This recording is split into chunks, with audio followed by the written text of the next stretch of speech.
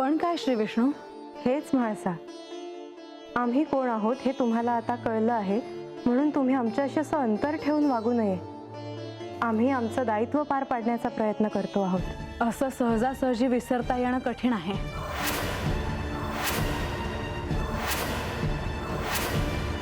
पण मी निश्चितच प्रयत्न करेन. ही पुन्हा नव्याने सुरुवात झाली असं म्हणावं लागेल, कारण ह्यातूनच तुम्हाला काही अशा गोष्टी कळतील ज्या तुम्हाला अंतिम सत्यापर्यंत घेऊन जातील. तशी मी आशा करते देवी. चोडप्पा, काय झालंय? देवा, प्रधानजी आणि लक्ष्मी देवी कोण आहे ती हे समजण्याने आता ठाव व्हायला लागलंय. समद्या गडावरती हीच चर्चा आहे बघा. ते होणारच होतं. देवा, समधी जण गडावरच यायला लागले ती यांचं दर्शन घ्यायला. नारायण नारायण. माधवा, मला असं वाटतं की जमलेल्या भक्तांना आपल्या दर्शनाचा लाभ घेता यावा. होय प्रभू, आपल्या दर्शनाने भक्तांच्या सर्व मनोकामना पूर्ण होतील अशी सदिच्छा मी त्यांना देतो. देवा, आख्यानात आज ह्या विवाहाच्या कथेच्या वर्णनामुळे श्री म्हाळसा देवींना आमचं मूळ रूप कळलं. हेच सर्वांना कळावे असे आम्हाला देखील वाटते. नारायण नारायण.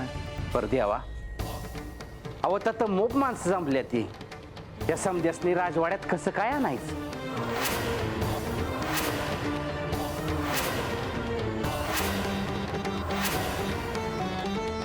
मला असं वाटतं की बाहेर जमलेल्या सगळ्यांना बाहेरच श्री विष्णू आणि श्री महालक्ष्मी देवींच्या दर्शनाचा लाभ होईल आणि तेच उचित ठरेल.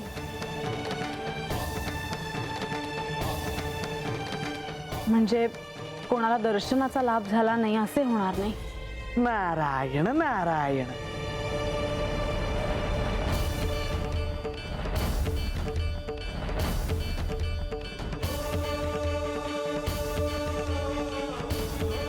आपण सर्व निघूयात.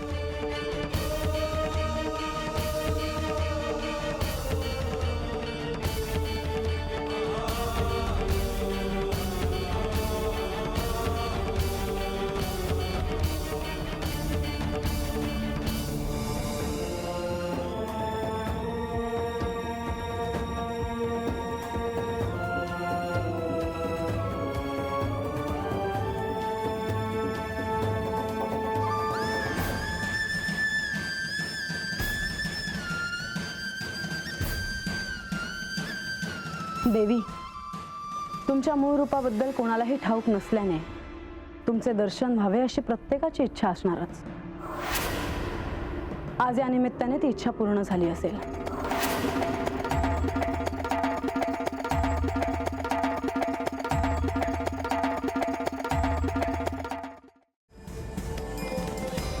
शुभम भवतु. बानू, आज राजसभेत जे काही घडलं ते तू प्रत्यक्ष पाहिलंस ना? वयजी, तुझी भक्ती फळाला आली.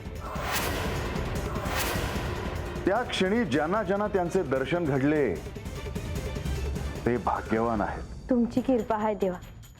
मी तर असा विचार बी कधी केला नव्हता. आता सगळ्यांना कळलं असेल की जे ह्या राजवाड्यात प्रधानजी म्हणून वावरत होते ते कोण आहेत. आपण इथेच बोलत बसणार आहोत का? निघूयात. तिला काहीतरी बोलायचे होते. बानू, तुला काय म्हणायचे आहे? म्हाळसाताईसनी विष्णुदेव आणि महालक्ष्मी देवींचं दर्शन झालं. मला आनंद आहे त्याचा. पर हे समज मला अगोदरच ठाऊक होतं.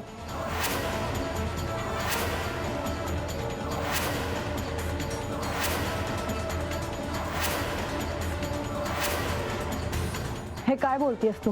होय, मला खरंच हे समज ठाऊक होतं. म्हणजे माझ्या आधी हिला सत्य ठाऊक होतं.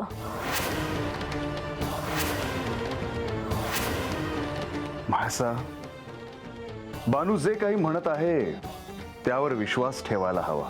ही शुद्ध फसवणूक आहे.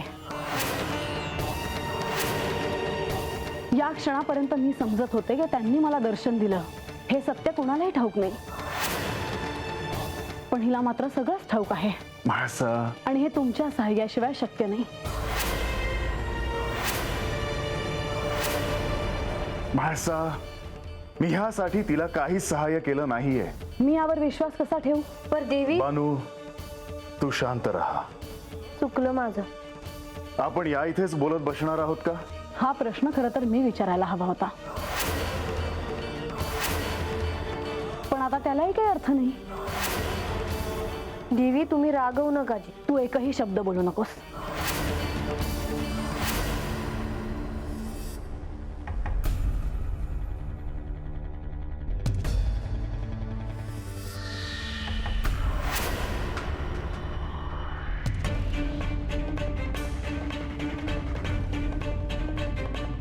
बानू, तू हे काय केलंस?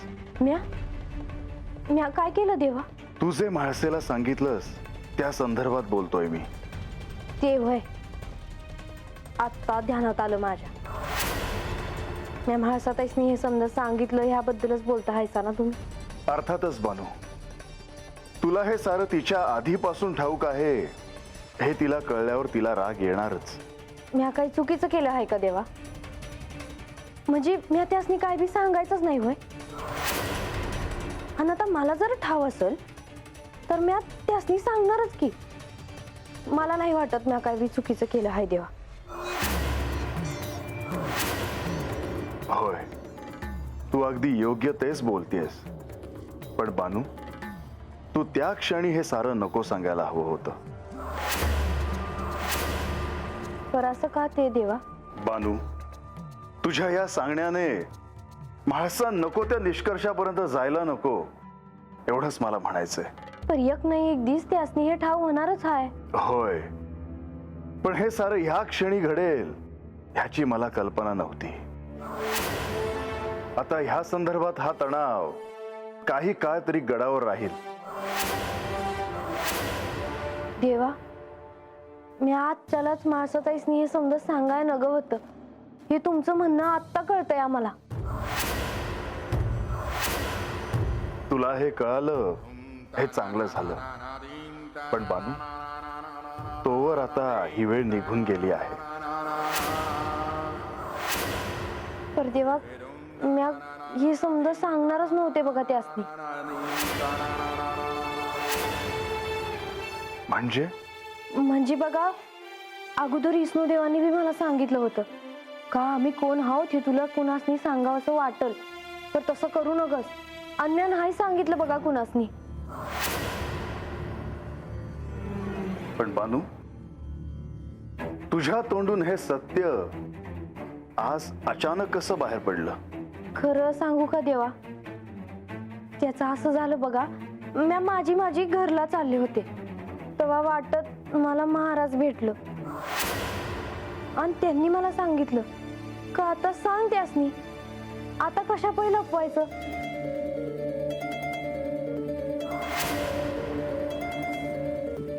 आणि म्हणून मी समध्यासनी सांगितलं का मला हे समजा अगोदरच ठाव आहे.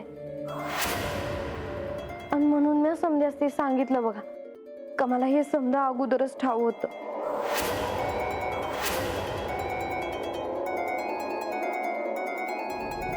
मुनिवर, हे तुम्ही काय केलं? बानूला तुम्ही हे करायला सांगितलं हे खरं, पण आता त्यामुळे परिस्थितीत तणाव निर्माण झाला आहे हे तुम्हाला कसं कळलं नाही? आज समध्यांमुळं तुम्ही मला बाहेर काढतायसा. जाते म्या, पुण्यांदा कधी बी येणार नाही आता. पर देवी, एक ध्यानात ठेवा, एक दिवस तुम्हाला बी माझ्या दारी यावं लागल.